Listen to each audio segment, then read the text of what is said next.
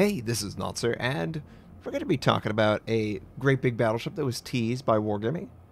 They teased the Musashi, which is a Yamato-class battleship. Looks very familiar to the ship that you just saw. It's going to be a Tier 9 battleship, though. Yeah. Now, what can we infer based on this image? Well, the deck is a different color, the steel is a different color, lighter, both.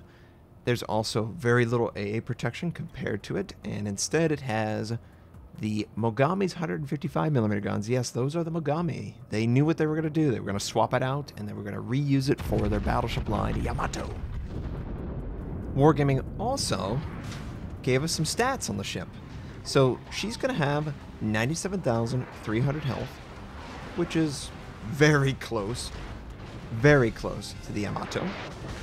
Her armor is going to be equivalent, at least that's what they've inferred, based on what they're talking about. It's going to have 32mm all around with extra armor around the belt up to 410mm. So pretty much anything that it faces should be able to penetrate its side. And I assume it's going to have the same citadel weakness that the Yamato has. Wind showing too much side. We've got, I have no idea about the torpedo. I'm just inferring it's about 50. The Yamato has fantastic torpedo protection. For the armament, 9 460mm guns at a range of 26.5 kilometers, which is very close to the Yamato's right now. The main battery HE is 7,300. The AP is 14,800, which I think is lower. I think the AP is like 16 and the HE is like 81-ish. Maybe I'm wrong, maybe 76. It's very close. What isn't close, though, is that reload/sigma rating. 35 seconds. Oh my god. That is forever. And then 1.8 sigma. Yeah. Yamato has 2.1 sigma right now. The most accurate battleship. And the reason is it only has 9 guns. So at high tier, it really needs the accuracy to compete with the 12-gun systems that we're so familiar with the Kurosakura First, the Montana, and the Conqueror. As far as AA defenses, they didn't give any raw numbers. I'm just inferring based on that picture that the AA is going to be pretty bad. Wargaming have basically stated that this is what the Yamato would have been without the refit. And that's what they're trying to make the Musashi. The refit was to address the ever-present aircraft menace that was just mounting. The aircraft carrier was just sweeping tide of destruction against really big, valuable targets. Yamato had to upgun or just get taken out. And either way, it was taken out by aircraft, but Musashi never got to see that. Musashi got sunk very early on in the war, I think 42, 43. And basically for a year and a half, Yamato just stayed in port because they couldn't risk it. For maneuvering, 27 knots, that's very familiar, very close to the Yamato. Turn radius, 900 meters. Rudder shift, 18.7, so that's not too bad. Surface detectability is 17.5 kilometers. Aerial detectability is 16 kilometers. And then the detectability while firing from smoke is 19.3 kilometers.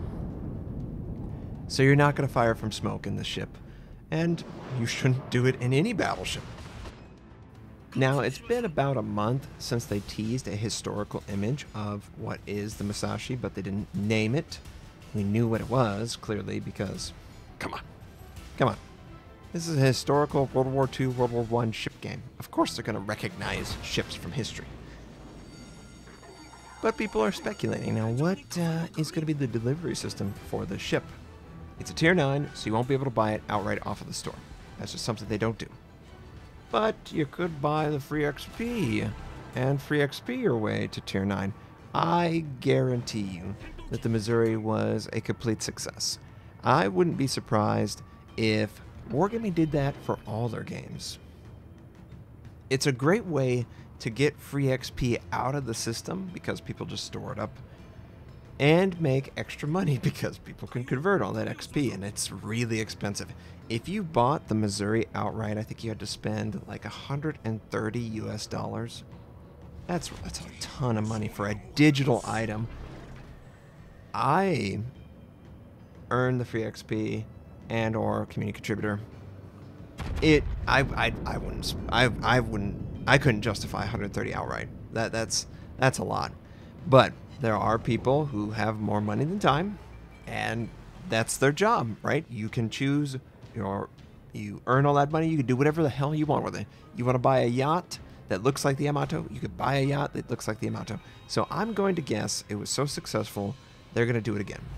It's going to be the same price, and it's going to be really exciting for people who were like, you know what, Missouri's cool and all, but I really want a Japanese premium battleship that I can keep and use. And who wouldn't want to use 460mm guns at tier 9? They might be just so big that they overpin tier 7 so hard, it's going to be even harsher overpin. And by the way, don't sail broadside to the Yamato. Yeah, that's going to happen. So I'm really excited. I've also speculated in my own right. I'm not, saying this is going to happen, but maybe at some point in the future, Wargaming just creates a tier 9 that is sort of like a prototype Yamato. Because the Izumo is so different from everything else in the line, and quite recently, and even right now, there's a patch literally being patched in for World of Tanks right now, if it's not already out, where they're replacing tanks that are just a little bit different from all the others in the line. The Conqueror, and yeah, I don't know why they use the same name, whatever. In the World of Tanks game, the tier 9 is the Conqueror, and the tier 10 is like oh man, F3, FV, I don't know. It's a rear-mounted gun turret, super heavy. That's gone. They now have a Super Conqueror, which is kind of funny. Is it more powerful than a giant battleship? Regardless, they have a Super Conqueror now, which is just a further improvement of the Conqueror.